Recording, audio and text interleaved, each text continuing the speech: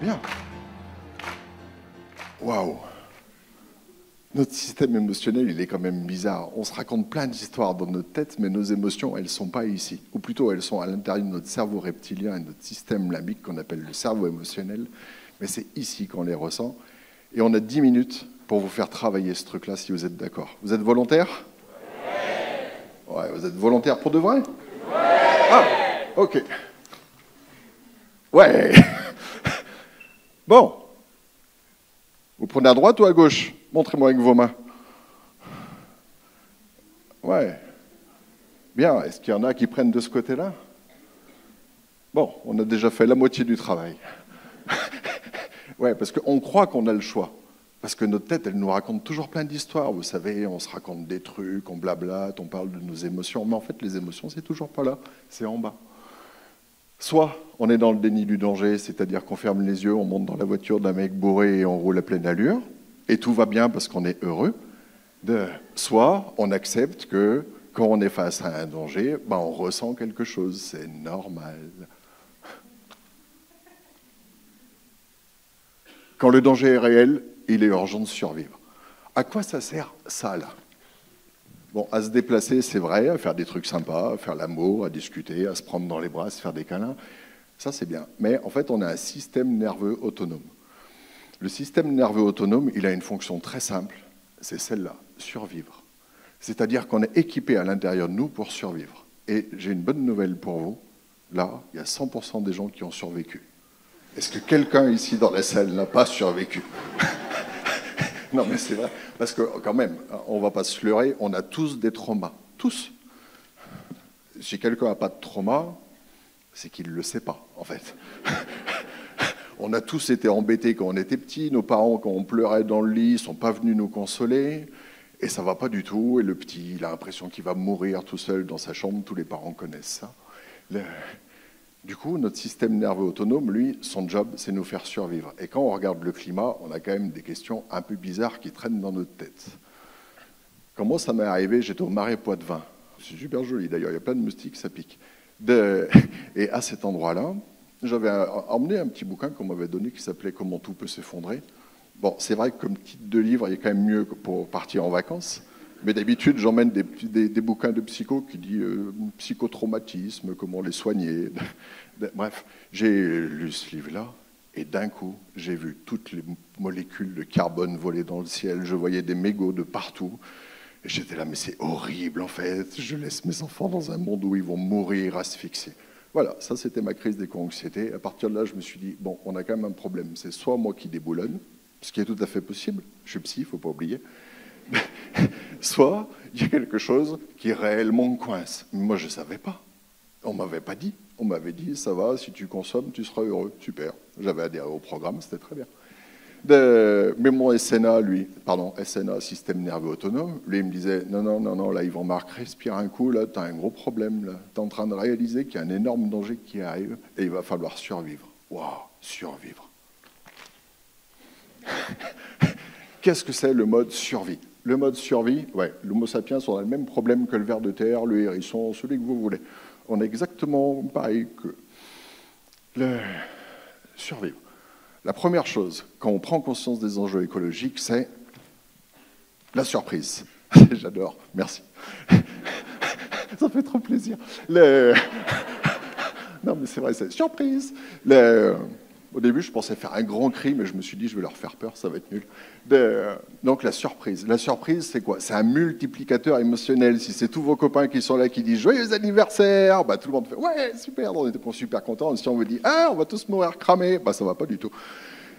Parce qu'en fait, au moment où on a la surprise, ça multiplie l'émotion d'après. Donc moi, quand j'étais dans le Marais Poitevin, avec mon bouquin « Comment tout peut s'effondrer », excellent bouquin, soit dit en passant, bah, il est arrivé une deuxième émotion qui est la peur. Non.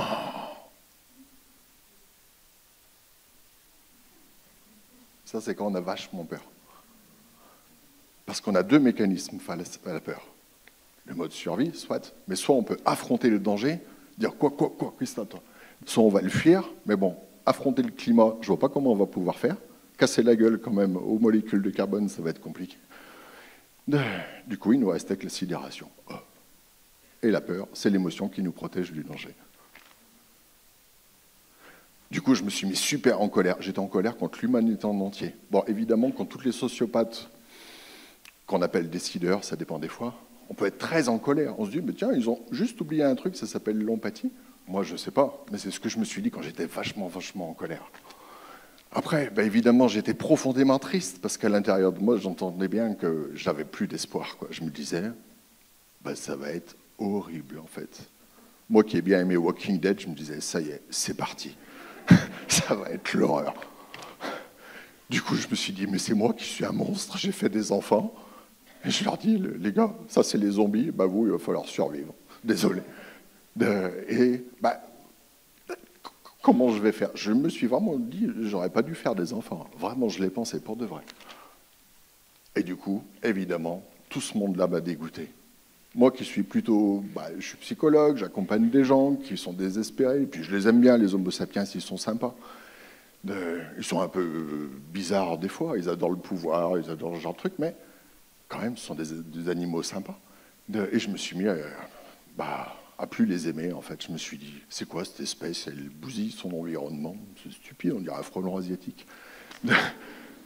Du coup, on est tous éco-anxieux pour une raison toute simple. C'est que si on ne l'est pas, ça craint, en fait.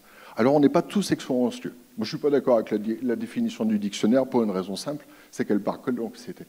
Donc, on peut être éco-anxieux, mais on peut être aussi éco-sidéré. Éco-sidéré, c'est quand on a une information et on fait.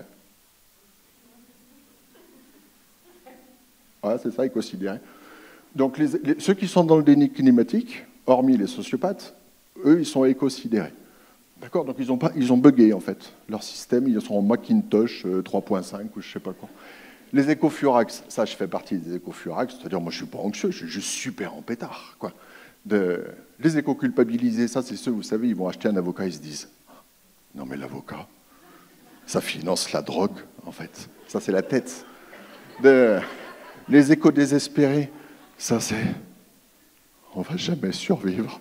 C'est un problème. Normal. Et les éco-dégoûtés, c'est quoi ce monde de merde? Il y a un jour à une conférence, il y a un monsieur qui me dit, mais en fait, on est le virus de l'humanité, on mériterait tous de mourir. Je crois qu'il était éco-dégoûté. Bien, petit exercice. Comment on fait pour gérer une émotion? Je vais vous montrer. Prenez votre pouls. Voilà, vous pensez à toutes les émotions qu'on a vues et vous observez, vous, quelle émotion est la plus puissante à l'intérieur de vous, et tout en respirant. Ouais, c'est super, vous êtes tous en train de le faire, là. Vous êtes en train de créer une connexion de ouf, quoi. Juste les sensations. Ouais. Et que là, vous vous dites, tiens, l'émotion qui est la plus forte, c'est laquelle? Ça, c'est votre émotion de survie. Donc, elle vaut de l'or, en fait. Vous la gardez bien précieusement. Moi, ma préférée, c'est être furax. J'aime bien. Mais bon. Bah ouais. En fait, c'est pas super non plus de survivre. L'idée, c'est juste de vivre. Mode vie. Parce que survivre, bon, ça va être Walking Dead, c'est pas super. Tandis que le mode vie, il se passe quoi? Quand on prend conscience du danger et qu'on réalise qu'à cet endroit-là, on a un problème, on passe en mode vie et c'est à partir de là qu'on devient écolucide. Et écolucide, c'est 3 choses. La première, c'est qu'on est serein, c'est-à-dire que ça, c'est l'émotion qui, elle, nous permet d'être en bonne santé physique. Votre cœur, votre estomac et tous vos organes adorent la sérénité. L'autre émotion qu'on a besoin, c'est la joie. Pourquoi? Parce que c'est notre mode optimal de fonctionnement. Et je crois que chez Ticket for Change, ils sont juste super forts pour avoir de la joie, ils sont géniaux. Mais être en lien, ça veut dire quoi? Ça veut dire, et on va faire l'expérience de ce qu'est être en lien. Vous pouvez éclairer la salle, vous croyez? Ouais, cool. Vous prenez votre pouls, vous vous connectez. Voilà, super. Vous vous connectez à vos sensations. Ouais, vous fermez les yeux 2 secondes. Voilà, et à 5 secondes, vous allez ouvrir les yeux et vous allez regarder des gens que vous ne connaissez pas. Vous allez créer une connexion entre vous. Voilà. Il se peut que vous ayez super peur, mais c'est normal. Il se peut que vous soyez super gêné, et c'est normal. Et en fait, on a de l'espoir quand on est en lien. Si on n'a pas d'espoir, si on n'a pas de lien, pardon, on ne peut pas être dans l'espoir. Et maintenant, vous ouvrez les yeux et vous vous regardez, vous vous retournez, et vous regardez 3, 4, 5 secondes dans les yeux. Ouais. Alors, c'est parce qu'il y a des gens comme ça, et comme vous ce soir, qu'en fait, moi, ça me permet d'avoir de l'espoir. Donc, plus vous êtes anxieux, plus vous êtes en colère, plus vous me rassurez. Et en ça, je vous en remercie beaucoup. Merci.